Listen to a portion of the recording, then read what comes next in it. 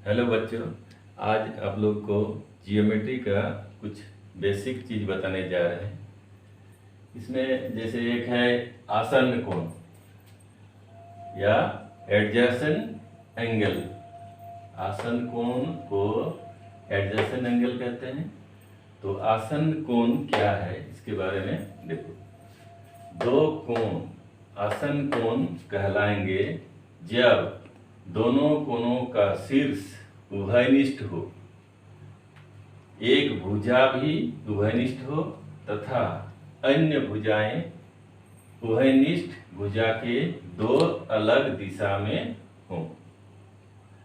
शीर्ष मतलब जैसे ये एक कोण है, ए ओ बी है, ये कोण है ओ ए ओ बी, दो भुजा है।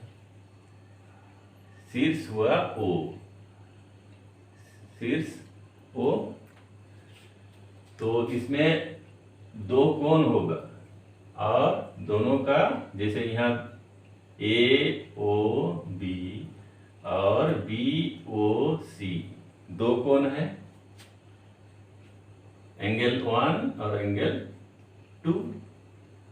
इसमें देखो ए ओ बी का शीर्ष है ओ और बी ओ सी का भी शीर्ष है ओ, अर्थात ओ क्या है, वनिष्ठ शीर्ष है। ओ जो शीर्ष है वो उभयनिष्ठ भी है।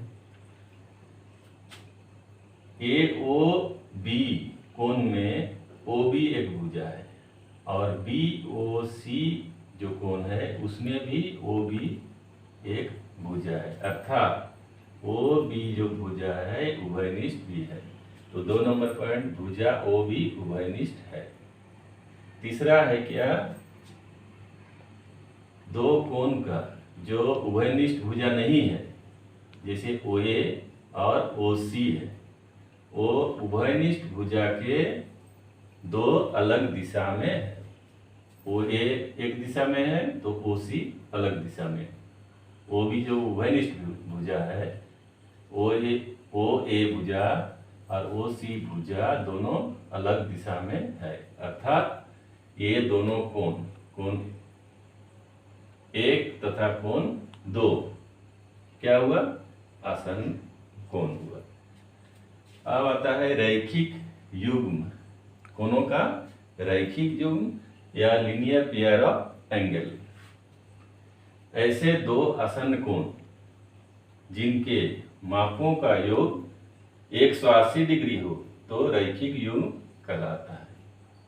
जैसे एंगल ए ओ बी तथा एंगल बी ओ सी दोनों क्या है, आसन्न कोण भी है और दोनों कोणों का मान angle A O B plus angle B O C का मान देखो 120 डिग्री प्लस 60 डिग्री, कुल कितना हुआ, 180 डिग्री है।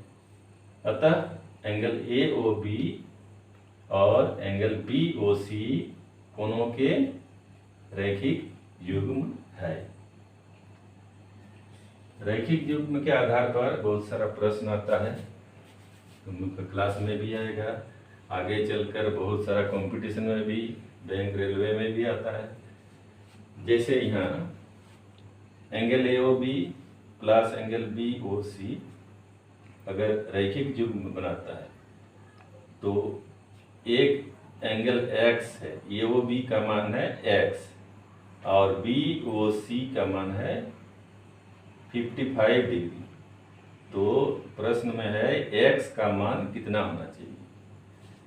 रैखिक युग्म के आधार पर क्या होता है, x plus 55 degree equals to 180 degree, क्योंकि ए ओ बी का मान है x और बी ओ सी का मान है 55, तो x plus 55 equals to 180 degree. आप लिख सकते हैं x equals to 180 degree minus 55 degree.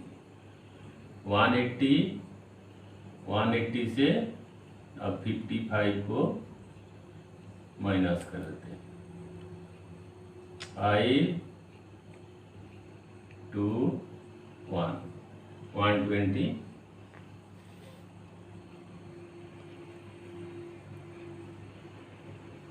125 degree answer. इसी तरह हम अलग अलग कोनों को निकाल सकते हैं। ठीक है, इसके बाद हम दो समांतर कोण को अगर कोई तिर्यक छेदी रेखा काटेंगे तो विभिन्न कोणों को दिखाएंगे और उसका नाम के बारे में अगले दिन बता देंगे।